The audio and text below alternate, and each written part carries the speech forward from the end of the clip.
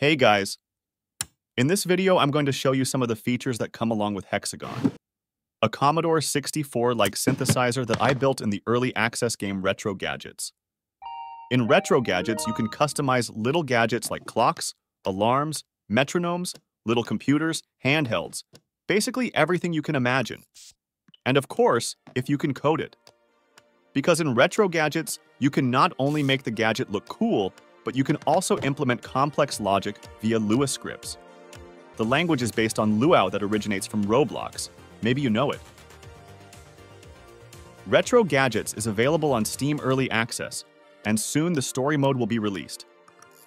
The game is really fun, even when you're not into the whole programming thing, because you can check out other gadgets as well. Be sure to check it out on Steam.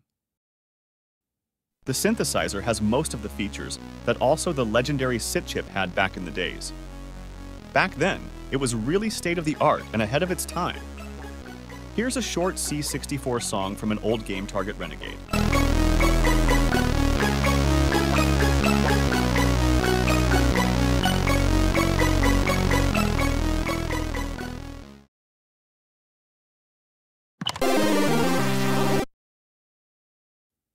So at first, the synth has two modes. One is performance mode, where you can push some keyboard buttons and play the thing.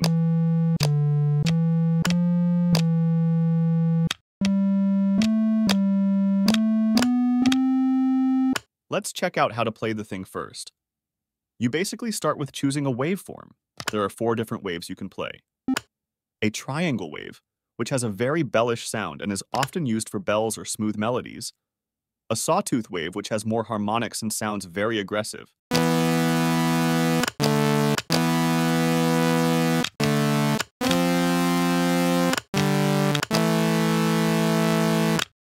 It's great for bass lines or sirens. A pulse wave with adjusting pulse width over time.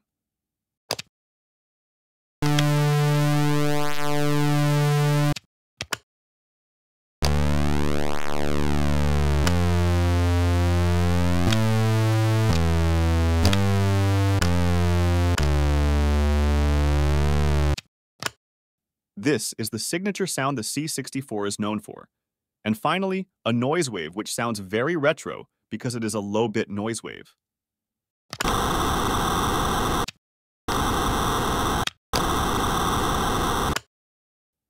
I tried to implement sounds that really sound like the ones from the C64, and I'm totally impressed how well it worked. The second section right here, where it says NV, is for the ADSR envelope. You can adjust the attack, decay, sustain, and release, and create the sound you want.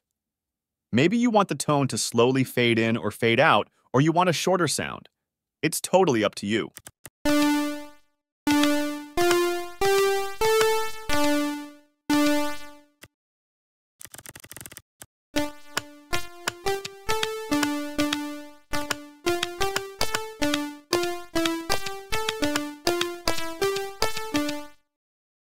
Another component the C64 was known for was its pitch modulator. I tried to implement the feature to my synthesizer in a way that you can adjust the LFO shape, the frequency, and the amplitude, and make really cool sounds.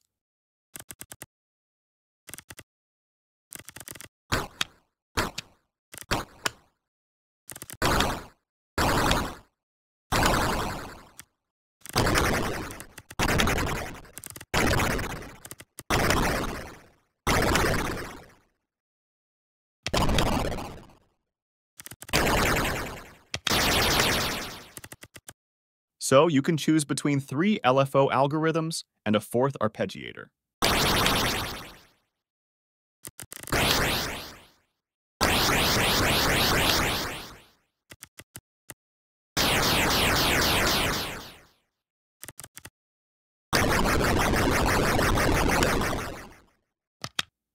This one is great for creating melodic chords. I implemented a minor chord, a major chord, an octave chord, and a randomizer that plays the notes just randomly.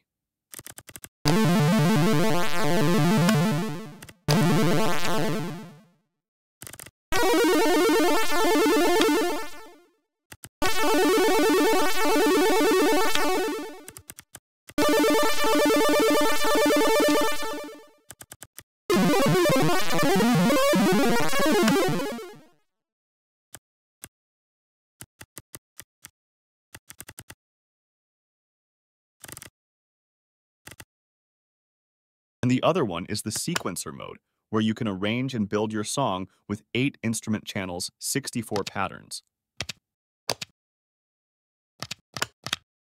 Let me show you a quick sequence that I make, just a basic one.